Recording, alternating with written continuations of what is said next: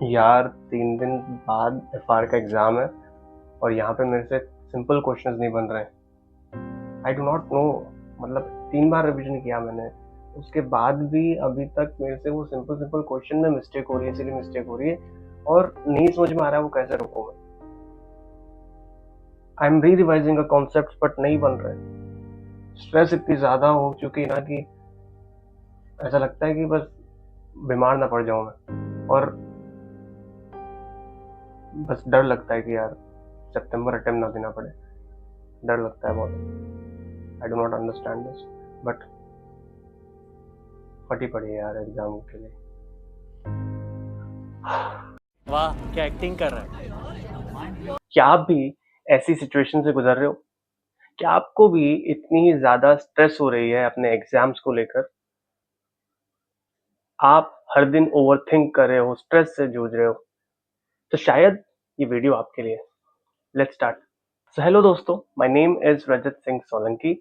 I am a recently qualified chartered accountant in November 24।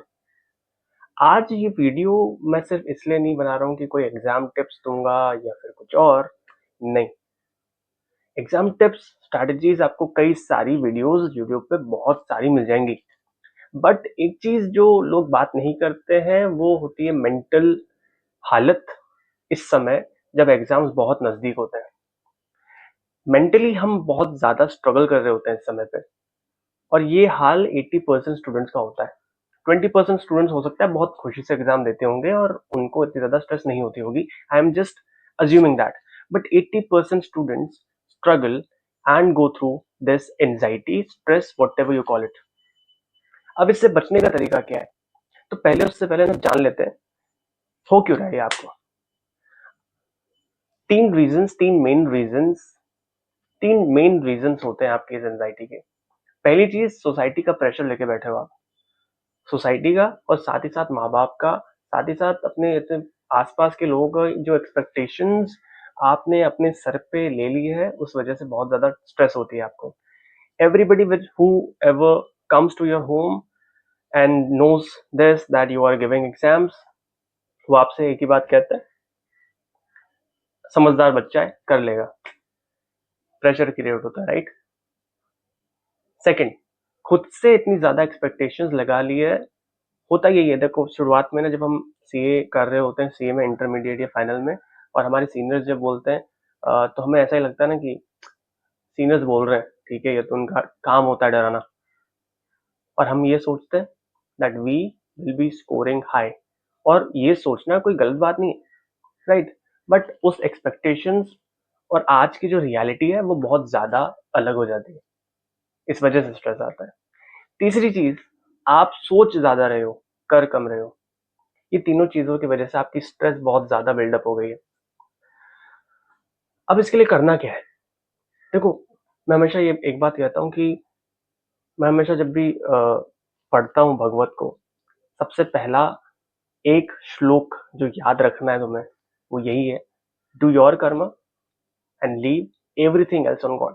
और इससे भी ज्यादा अगर मैं आपको इसको रिफाइन करके जो भगवत में लिखा है वही बताऊं, डू योर कर्म because you do not have any part two play in your result सब उनके हाथ में, ठीक है।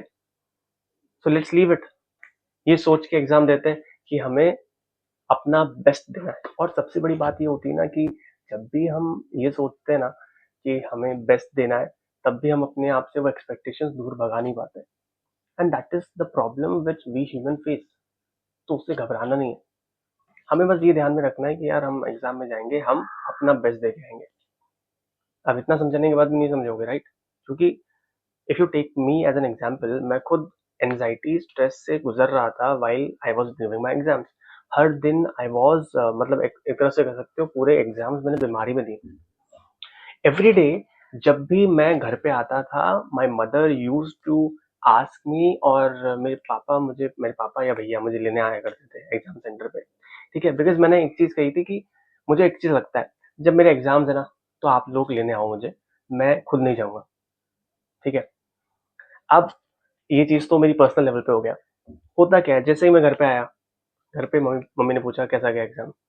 अब मैंने उदास सा मुंह बना दिया, तो उसके बाद कोई बात नहीं होती थी।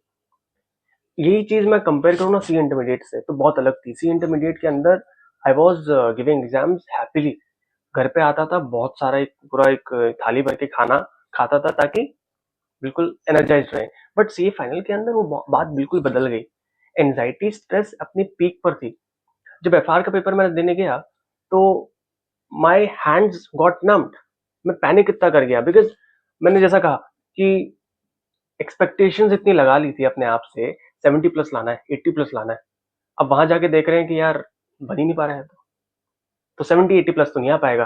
और रैंक तो छोड़ ही दो अब, बिकॉज पहले एग्जाम से जब आपका इतना ज्यादा बिगड़ गया तो आगे के एग्जाम तो बिगड़ेंगे। सोच ऐसी ही रहती है, ठीक है, as a student.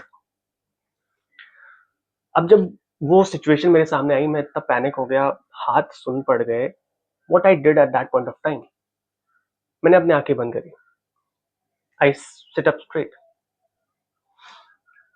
And I told my self one thing कि रजत, 2.5 साल से मेहनत कर रहे हो तुम। अगर आज ये पेपर बिगाड़ा तुमने अपने पैनिक होने की वजह से, देन शायद तुम वापस अपने आप को कोसोगे। Do not do this, do not waste your hard work इस पॉइंट पे आकर। And then when I open my eyes, जब मैं क्वेश्चन करने लगा उसके बाद मुझे बहुत सारे क्वेश्चन बनने लगे। अब इससे क्या सीखने को मिलता है तुम्हें? एक चीज सीखने को मिलती है कि जब हम स्ट्रेस में होते हैं ना, हम बहुत ज्यादा कुछ सोच लेते हैं अपने माइंड में, तब बनती हुई चीजें नहीं बन पाती हैं। इतने सिंपल सिंपल क्वेश्चन में आप सिली मिस्टेक कर दोगे बिकॉज आप ओवरलुक कर जाओगे सिर्फ इस वजह से क्योंकि आपके अंदर वो स्ट्रेस भरा हुआ है। वो स्ट्रेस आपके अंदर टोटल पॉइंट्स जो आपको याद होंगे वो भी नहीं आने देगी। 100% आपने याद किया, 80% याद आ रहा है, बहुत अच्छी बात है। 100% याद करने की कोशिश करो ही मत, जितना आ रहा है उतना करो। That is the simple strategy you should follow for C exams. और मैं एक चीज कहता हूँ, 100% पेपर कंप्लीट करना ही है, क्योंकि ऐसा है ही नहीं कि सारे क्वेश्चन आपको आएंगे। तो ऐसा ही करना कि जैसे ही आपको पेपर मिलता है, जो जो क्वेश्चन आए वो कर दो, और जो नहीं आ रहा है उसके लिए जगह छोड़ दो, आराम से कर देना, हो जाएगा। स्ट्रेस लेने की जरूरत नहीं है, स्ट्रेस लेते ही काम बिगड़ जाता है, और वही मैंने अपने एग्जाम्स में किया था। एंड दैट्स वाई चीज ऐसी हुई कि हो सकता है शायद ज्यादा आ सकते थे। I passed my exams in the first attempt, तो I do not have any regret नहीं है। बट एक चीज हो सकती थी, शायद मैं अगर स्ट्रेस ना लेता तो शायद थोड़े और अच्छे मार्क्स आ सकते थे, राइट? सो अगर तुम भी थोड़ा सा अच्छा करना चाहते हो अपने साथ और अपने आप को वैल्यू करते हो, तो do not doubt yourself. Do not take yourself as someone who doesn't know anything. You know everything, ठीक है? तुमने इतने महीनों से मेहनत करी है, you have done the hard work, तो क्यों डरते हो? Give the exam, अच्छे से दो। एंड एक आखिरी चीज बोलूंगा, अगर तुम्हें एंजाइटी होती है, do give a call on this number. बात करते हैं, लेट्स टॉक, और समझते हैं क्यों एंजाइटी है। And for every CA student, May 25, September 25 और ऑनवर्ड्स जिनके अटेम्प्ट हैं, do join our community on Telegram, link is in the description. और वहां पे बात करते हैं, गाइडेंस, मेंटरशिप सब फ्री है, कॉस्टिंग किसी चीज की नहीं है।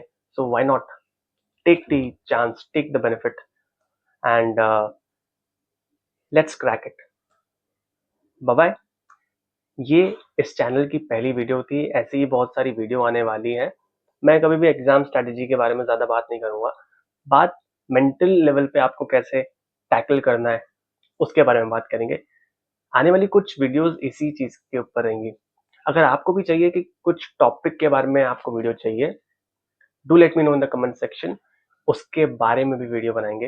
And bye bye till the next time, see you, bye bye.